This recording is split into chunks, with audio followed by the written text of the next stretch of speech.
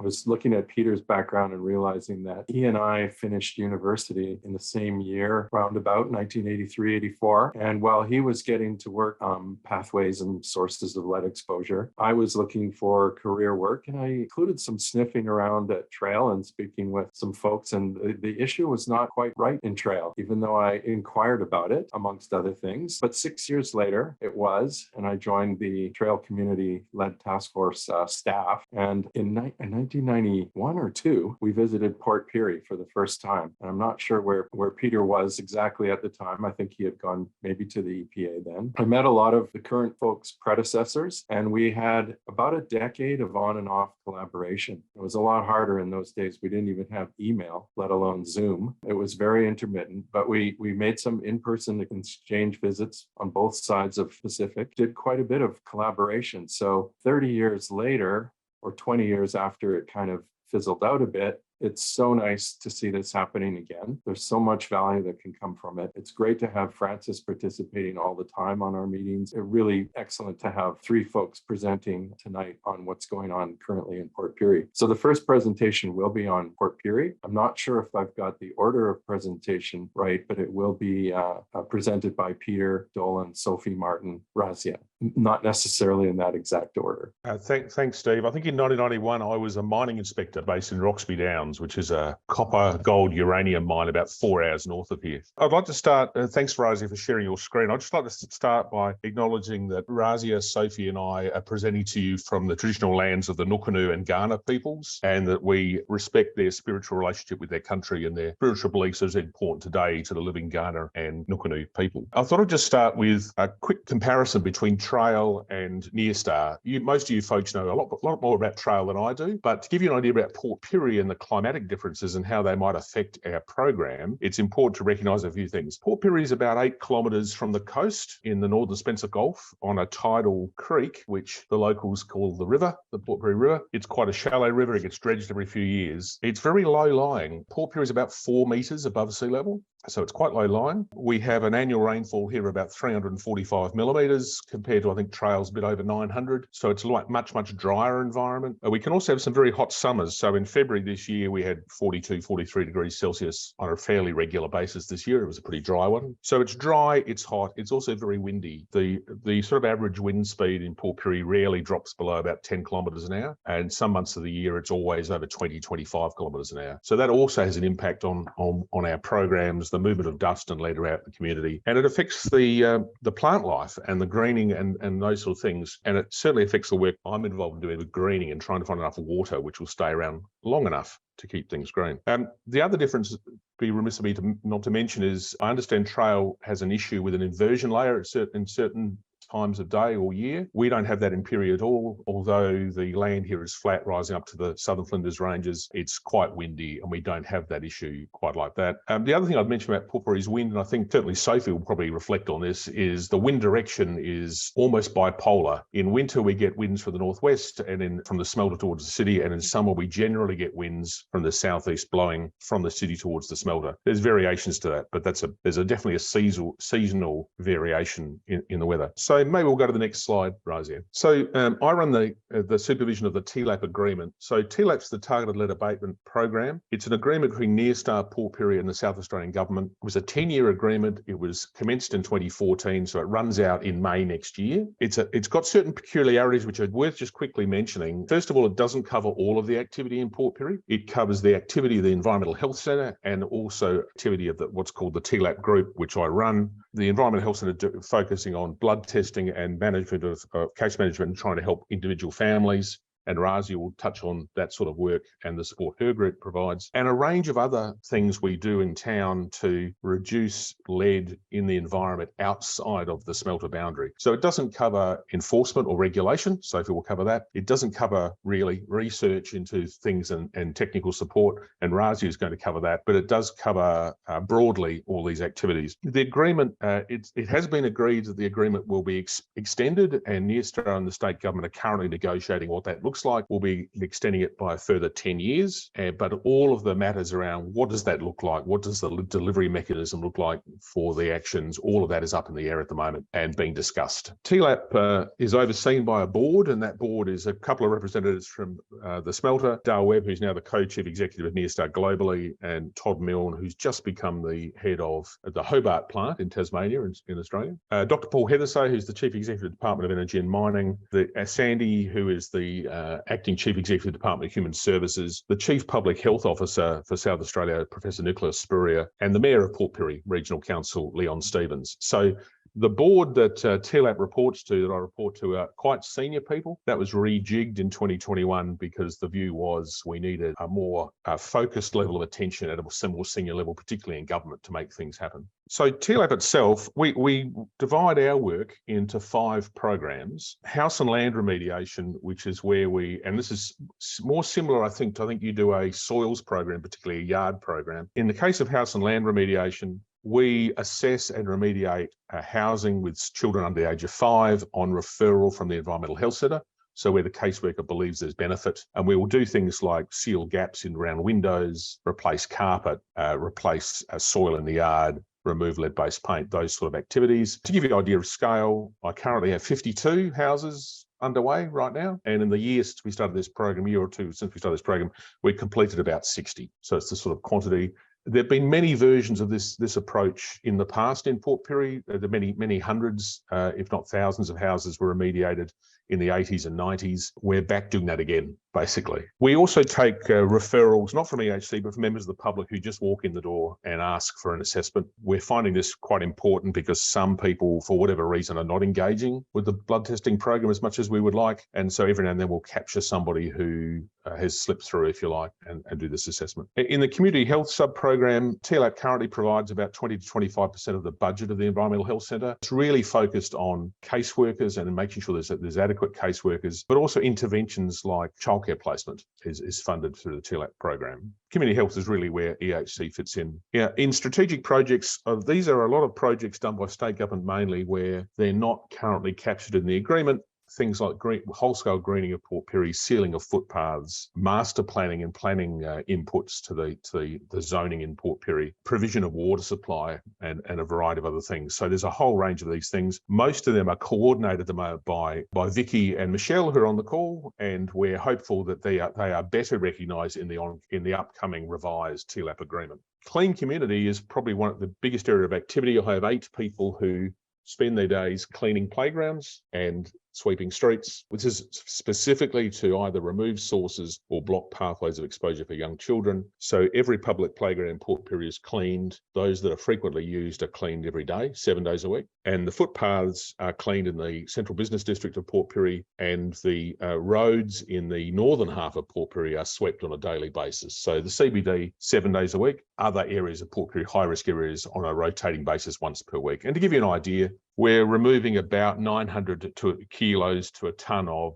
material from the roads every day, and it runs variously at around 1,000 to 2,000 parts per million lead content. So we're physically removing that material from the streets so it can't blow elsewhere into town, and that material returns to the smelter site. And then community engagement. We've got a community reference group for TLAP that meets on a quarterly basis. We've just been running and we are still running a communication campaign called Here's What Matters. And that's really to get the wider Port Pirie population engaged in the whole program. EHC does a great job dealing with parents of young children, but we keep encountering people who either deny there's a problem or aren't engaged enough to help us fix this problem. And so we're really trying to get people thinking about what they can do to contribute to resolving the lead issue. So just a quick run through some of the achievements of TLAP to date. TLAP has suffered, I'm happy to say, well, not happy, but I'm willing to say that TLAP has suffered somewhat in that it commenced at the same time that the transformation of the smelter site got underway. And so it started operating some years before changes on site were complete. And that has hampered some of the performance, I think. But some of our achievements, we ran a few years ago, about 5 years ago, a social impact assessment, and that has particularly helped Environmental Health Centre in increasing participation and dealing with clients. Partly leading from that is we significantly significantly increased caseworker resources and started subsidising childcare. In 2020, we commenced our comprehensive road sweeping and footpath cleaning program, and we're reviewing that at the moment with a look to expanding that work. As I said before, we're removing quite a lot of lead from the environment. The Homes and Houses Lead Remediation Program was established and commenced at the beginning of 2021. We do a lot of collaboration with Port Pirie Regional Council on greening programs. So, for example, this week, the council commenced sealing footpaths in the Solomon Town area, which is one of the high-risk suburbs in Port Pirie. Traditionally in Port Pirie, footpaths or sidewalks are soil, dirt, not sealed. And that obviously means that lead can settle on those and then dust can be tracked inside, but also they're very difficult to clean. So once we have sealed surfaces, we'll be able to clean them on a regular basis. Community Reference Group was established last year, and then the Here's What Matters engagement campaign is underway. And to give you an idea about Here's What Matters, during Here's What Matters, we had more than 4,000 separate log-ons to our website, and the population of Port Pirie is between 14 and 15,000 people. So we think we've captured most people through that process. And the drop-ins, we have a public office in the main street for THEP, and we've increased from one community member dropping in to ask questions a fortnight last year to about 6 a day. And in fact, I've had to lock the front door because I'm here by myself today, because otherwise I'll be interrupted by people. So we've had a substantial increase in interest, and the people who are interested at the moment are grandparents in particular. I'm getting a lot of grandparents arriving who want to know what to do when the children visit. And so next steps. So as I said, we're negotiating an extension to the TLAP agreement. It'll be extended to 2034. The quantum of money, the types of programs, the delivery options are all being discussed at the moment. I hope to be able to share with you what those look like in the next few months, but we certainly need agreements signed and ready for operation at the beginning of June next year. There's been a lot of work done on enhancing and increasing cooperation between state agencies, and that's going quite well. We have a lot of agencies, as you would expect, with an interest in Port Pirie, from human services, those dealing with early childhood intervention, health, of course, but also education, transport, and a variety of others. So I think that in particular has gone well in the last year, and we're hoping to do that more and recognise those relationships in the future agreement. And then we're going to move to precinct-wide remediation of high-risk areas rather than just focusing on individual homes. We are still working through issues of disposal of contaminated soil. We don't think we'll be able to take the material back onto the smelter site simply because of capacity. But we are working through a process to commence wide precinct remediation of areas of the highest blood leads and highest risk areas. And that's enough from me. I think I'm going to hand over to Razia, who's talking next about her work and the support to Environmental Health Centre. Thanks, Peter. So good evening to everyone in Trail and good morning to everyone here in Australia. The South Australian Department of Health has provided a public health program to address the impacts of lead exposure on children in the Port Pirie community since 1984. And our program has an operational component that delivers the services directly to families through the Environmental Health Centre, or EHC as we call them. And then we have got a research team, the Port Pirie Lead Investigation Group, or PPLIG, that I am a part of. We are based here in Adelaide and 2.5 hours south of Port Pirie, as you can see on that map, and we provide the scientific evidence base for the program strategies. So today I will very, very briefly highlight 3 key aspects of PPLIG's work, and as we go, I've tried to highlight some aspects that we might do differently here than what you do in Trail, which you might find interesting or have questions about. So the first thing that I would like to talk about is the blood lead reporting that we do. Our program has always been underpinned by the Australian Blood Lead Guideline, which is set by our National Health and Medical Research Council. And the current guideline is to investigate sources and take preventative action when a person has a blood lead level above 5 micrograms per deciliter. So our latest annual blood lead report at the end of 2022 showed that 64.6% of our tested population of 548 children aged under 5 years, teal bars on the graph you can see, were above the Australian guideline. But within that population, those children that were tested at the age of 2, so around the time children usually reach their peak blood lead, 76.9% were above the guideline. So those are the purple bars. As you would expect, we also see disparity between the blood lead levels of children who live in residential areas closest to the smelter. So the areas that we classify as high lead exposure risk areas, than those who live further away. So is you can see in the map that will come up, children living in the high-risk area on top. Last year, there was about 7% more children with levels above 5 living in the high-risk area than children living in the medium and low-risk areas. The 2-year-olds in the report include children who have had a blood test between the ages of 700 and 790 days. Babies are first tested at age 6 months and then usually once a year around their birthdays. So children with increasing blood lead levels above 5 are tested more frequently depending on their risk profile, and that might be as often as every 3 months. In our report, we include the most recent blood test for the child because this gives the most up-to-date and accurate picture of how the population as a whole is being impacted by lead from year to year. And we also estimate participation rate of the children under age under 5 years based on population estimates, which are taken directly from or extrapolated from. So if it's for the current year, we extrapolate the number from an estimated resident population, ERPs as they're called, and these ERPs are derived by the Australian Bureau of Statistics from the census data. In 2022, we estimated that around 78% of children and pregnant women came in for blood lead screening. The 2022 participation rate is lower than what we would like. So in the past 10 years, participation rate has been as high as 85%. But this is a voluntary program with 40 years of operation, and we continue to encourage participation, especially for new families who've moved into Port Pirie. We did see a decrease in participation in the blood lead screening of around 6 to 7% compared to 2021 in 2022. And we believe this is related to an increase in young families relocating out of Port Pirie and parents declining testing since COVID started. So moving on to the next sort of work we do, we assist EHC by providing ongoing training on how to do environmental sampling. So this is mostly for caseworkers who work with families. The caseworkers conduct environmental sampling in the client homes in the first instance, and then we are called in for technical assistance, complex cases if,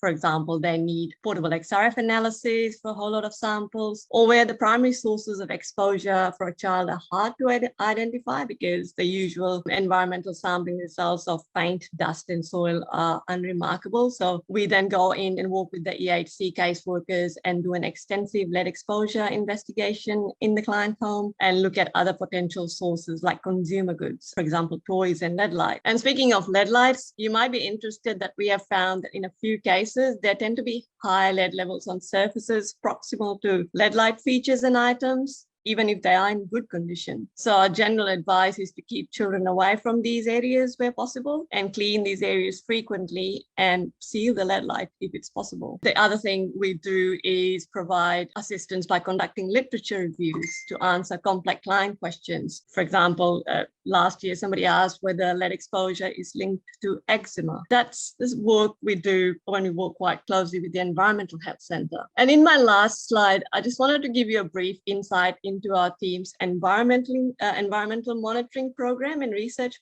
projects we have in place. So our monitoring program focuses on lead dust deposition across the town. We look at seasonal impacts and the relationship between lead in air and deposition or dust fall. So we've got an indoor and outdoor recontamination study that's been running for the past 13 years. So just an example of what the results look like, just showing you the soil lead levels. They show consistent seasonal cycles and how lead accumulates in soil over time. The red line is Australian health-based investigation level for residential sites. And as over time, the blue and the red graphs are the sites closest to the smelter. These have exceeded the HIL. We also have directional deposition gauges, 5 at the minute, to monitor the lead concentration in dust blowing from different directions. That's what they look like. So one of the gauges faces the smelter and the rest are in 90-degree directions. And the most recent results from Feb 2023 show at all the 5 sites that the lead concentration in the dust in the gauge blowing from the direction of the smelter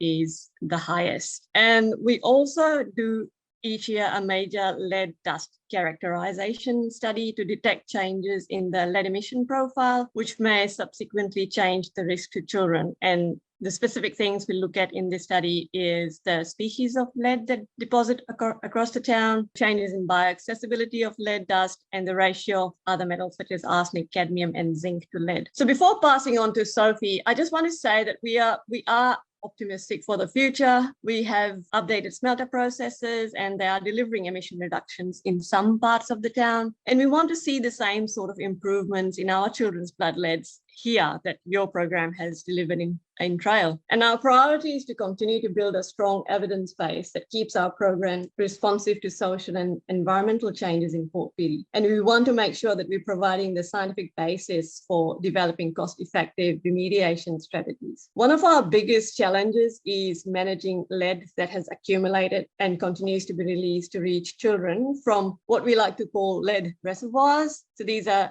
in soil in public areas, in yards, and in the dust in aging housing stock, as well as lead contamination of dietary components such as rainwater, locally grown veggies, and recreationally caught seafood in the Port Pirie River runs adjacent to the smelter. And finally, it is a challenge for all of our stakeholders in Port Pirie to not become complacent. We have to keep pushing for blood lead levels to be as low as absolutely possible. So the 5 micrograms per deciliter is not our goal. We need to have stretch targets that keep everyone motivated, but that is a hard sell with families who think we are always constantly shifting the goalposts. So that's me. I'll pass it on to Sophie now. Thank you. Thanks, Razia. So I mentioned earlier when I introduced myself, I did travel to Trail in June of last year with one of my colleagues. I spent some time with people at THEC, some time with people in the program, also participated in some online sharing of knowledge sessions between my colleagues in SA Health and health professionals in Trail as well, which was really good. And I'm hopeful that we can continue the relationships that we have across the world moving forward. Peter stole my first slide, which was the comparison picture of the 2 different sites so that he could sort of set the scene. One of the things I'll just start with is that in 2013, Peter also mentioned that the site at Port Pirie was subject to some major development, moving from a primary lead smelter facility to a polymetals processing facility.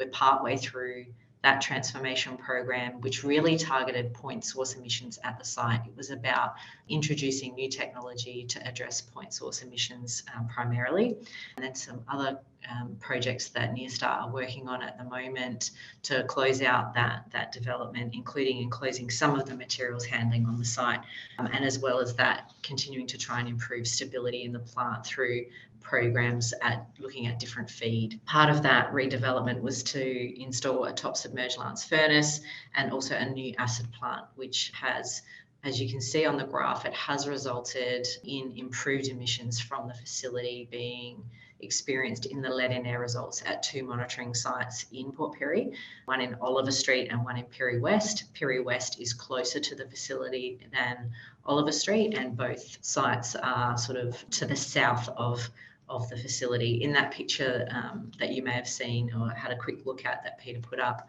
to the north of the facility is barren land and then the sea. So our most important, I guess, pathway is towards the town, and that's where we focus our monitoring. I guess that what we really are looking for is continued improvement in emissions management at Nearstar facility in Port Pirie as the environmental regulator. I work with a team of people across the Environment Protection Authority, and we rely heavily on the close connections and networking that we have with our colleagues in SA Health, as well as other parts of government to help inform where we need to be heading for future. The trip to Trail in last year really helped us to firm up some of what we needed to focus on for the future, which was around plant stability and fugitive emissions. The facility in Trail has very limited outdoor storage of materials now in comparison to Nearstar, where there's still quite a lot of outdoor storage and handling of materials that are lead bearing. So more investment is needed to focus on those areas. The current emissions inventory for the site sort of points to around 22% of the emissions from the site that are of interest to us that are attributed to materials handling and storage of materials. This year and at the moment, my team is heavily focused on renewing the Nearstar license beyond June 30. So at June 30, the current licence expires. We've been using 12-month licences for a few years now to drive some targeted improvements at the site. And we're looking at really establishing maybe a longer term licence, which provides the company with a little bit more certainty around what it needs to focus on. We also had feedback from the community when our EPA board visited Port Pirie last year that there was some concern within the community that the EPA providing shorter term licences may give the perception that perhaps there was a risk of the facility continuing to operate in the future. The EPA is really focused on ecologically sustainable development and environmentally sustainable development. And what we really want to see is that the Port Pirie smelter operates well and that it has its emissions under control moving forward. Moving forward, there's going to be a continued focus on progressive lead in air limit and target reductions, looking like over a 5-year period. So we're currently working through this process with Neostar, and certain, this is likely inclusions at this point in time. We'd also really like to achieve the current lead in air goal of 0.25 in this license period. And I think the key thing for us is it's great that everybody wants to achieve the same thing across government, but also Neostar facility itself working very hard to achieve that. And some of the projects and programs that they've put forward in terms of a lead in air plan, which is currently in draft, really focused on achieving that goal of 0.25 in the next 5 years. The EPA is looking also to introduce some triggers within the licence where we can make some amendments in performance requirements.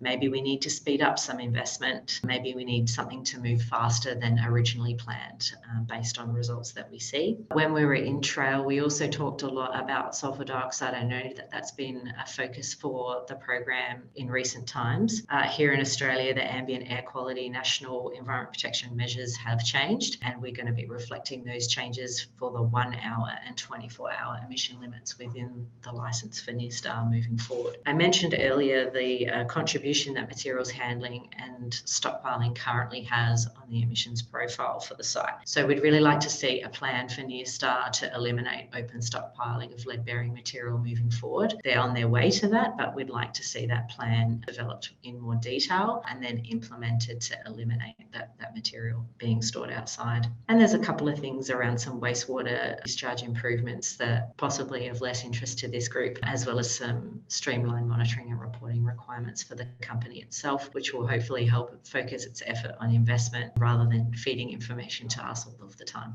Okay, thank you so much. Thank you. Peter, Razia, and Sophie.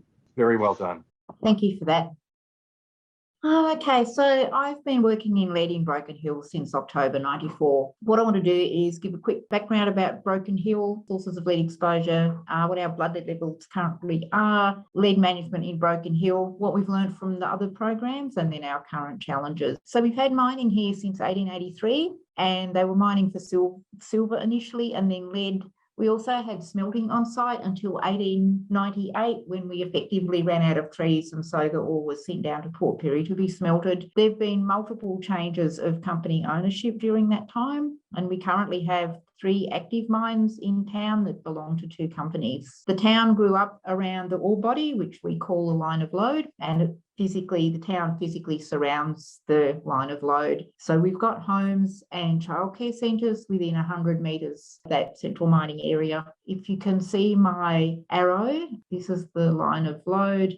We've got a mine here, one here working on remnant ore, and one here. We're located about 2 days' drive from our local capital. Our current population is about 17,500 people, and mining is still one of our major industries, although it's reduced a lot over the last 30 years. We've got quite a different environment to Trail, so it's very dry. Our average rainfall is about 260 mils a year, but it's very variable and ranges from about 60 to just over 700. Quite a hot climate, so the average daytime temperature range from about 16 degrees in winter to about 34 in summer, but can be up to 46. We actually had quite a mild year this year. We also get some spectacular dust storms during droughts. We also get quite intensive rain, so it's common for us to have an inch or two of rain in an hour or two, which causes flash floods, and that's exacerbated by the fact that most of our stormwater drainage is actually down the streets. High blood lead levels were identified as a significant public health issue for our young kids in 1991. The majority of our homes have soil lead levels which are well above the Australian health investigation level for residential soils, and the majority of our homes were built before 1970 and are likely to have issues with lead-based paint. And those three risk factors overlap. So the highest lead levels in soil in these areas close to and south of the line of load, and about well over half of the city has got average soil lead levels in the residential area that are above our health investigation level. We've had over the last few years a series of directional high volume monitors, and they've found that lead levels in the air are 2 to 3 times higher when the wind is coming from the line of load compared to when it's coming from the other direction. Levels in air are higher closer to the line of load. And our oldest homes, so the pre-1914 ones shown here in red, are also closer to the line of load. Our other risk factors are a high rate of social disadvantage. So we're about the 9th or 10th most disadvantaged local government area in our state. There's a level of apathy from locals. People say, I grew up with it and I'm fine. We have a high turnover of key professionals such as GP, other medical staff, teachers and so on. So you've got to be continually reinforcing the message about lead safety to some of the healthcare professionals. And as I said, because the risk factors overlap, what it means is that the people with the highest level of disadvantage tend to be living in the most lead risky homes and have got the least resources to be able to do something about it. A mainstay of lead management in Broken Hill has been a comprehensive free voluntary screening program that's been running since 1991. So we monitor blood lead levels of children between 1 and 5 years old. And then since 2000, most of the time since 2000, we've been also looking at blood lead levels of children between 6 and 12 months and at the blood lead levels of babies who were born at the local hospital. Other aspects of the program are education and awareness raising, remediation of homes and public spaces and vacant blocks, and research and evaluation. And then alongside that, there's been major work done to minimise emissions, so both dust and sediment from the line of load. So that's been undertaken by the mining companies and the adjacent rail corridor. This graph shows the average blood lead level for all children in Broken Hill over time. So all children is the green line at the bottom, and then we've separated out Aboriginal children with the blue line at the top. So blood lead levels for both groups have dropped by about 2/3 since 1991, but Aboriginal children's average blood lead level has been 2 to 3 micrograms per decilitre higher consistently during that period. And we think that difference is largely related to socioeconomic disadvantage and the quality of housing people can access. The other thing you can see on this graph is that the different colours show different phases of the lead program. So during this period between 2008 and 2015, we didn't have an active lead management program. There was money for blood lead screening and a small amount of money for public awareness raising and advice, but there wasn't anything actively physically being done to reduce blood leads. So our current program started in mid-2015. And this graph just shows the percentage of children and all children and Aboriginal children with blood lead levels above the Australian guidelines. So 2021, we had about 1/3 of all children had blood lead levels above the guideline, and about half of the Aboriginal children had blood lead levels above the guideline. We've done some longitudinal analysis, and we found that about 1/3 of our children get through until their 4-year-old test and maintain a blood lead level below 5 during all of that time. And they're most likely to live in this area, which has higher socioeconomic status, lower soil lead levels, better quality housing. Another 1/3 of our kids have at least one test of 10 micrograms per decilitre or more before they turn 5, and a small number have very high blood lead levels and need to actually go for collation. The risk of having high blood lead levels, very high blood lead levels, is highest in this area immediately to the south of the line of load, has very high soil lead levels, older housing and higher levels of lead dust. Our education program includes our mascot, Lead Kid Junior, who goes out and about to community events. We've got an active school incursion program into the primary schools, teaching kids about lead safety. And at the same time, the community health organisation who do the blood testing, they have a similar sort of program that goes out to preschools and kindergartens. We remediate homes to deal with risk factors. So currently we're only able to remediate homes for children with blood levels of 10 or higher because of funding constraints. And the things we typically do: replace lead-based soil, stabilise lead-based paint, seal up gaps and cracks around cornices and ceilings, replace louver windows if they have them, and sometimes replace carpet if it's in very poor condition, and then any other carpets steam cleaned. And one of the things you probably notice is that our houses are quite different, I think, to the ones in Trail. So we tend to have a lot of homes that are wood frame construction and then covered with what you probably call roofing iron. So they're a lot more likely to have dust ingress, I think, than ones in Trail. The mine closures in the early 1990s and the capping of the line of load in the mid-90s significantly reduced the amount of lead in dust in Broken Hill. So the clear bars are average lead levels in deposited dust in the first half of the 1990s, and the dark bars are the average levels of lead in deposited dust in the second half of the 1990s, and you can see that there was a massive reduction during that time. And I think this reduction in lead in dust probably drove most of the changes that we've seen in blood lead levels during that time. What we've learned from other programs is that an iterative approach to understanding sources of exposure and a continuous improvement approach to reducing lead exposure are common, that it's very important to have genuine buy-in from all the stakeholders. Adequate resources are essential. One of the things we've really learned from Trail, and it's been so exciting, is it's possible to have all your kids within the guidelines and still have a lead industry, and strong emission controls and broad community cleanup are more effective than individual approaches. Our current challenges, a huge one is funding. So historically, our program has only been funded in 3 to 5 year batches, and we need a much longer time frame. We're actually currently technically underfunded. The EPA has been shaking piggy banks and clawing money away from other programs to keep us going for the last 2 years, and we're actually only running at half staff. The EPA are making huge efforts to secure ongoing funding for the program, and also to develop an integrated solution that deals with all of the exposure pathways rather than just trying to clean up individual contaminated homes. Recent evidence is that emissions from the line of load, although they're a lot less than they were in the 1990s, are still impacting children's blood lead levels, but the mines are meeting their current licence conditions, so there's some interesting negotiations to happen there. That's potentially Australia's blood lead threshold will be reduced to 3.5 micrograms per decilitre in line with the US's. And in that case, we'll go to having about 50% of kids above the guideline. There's competing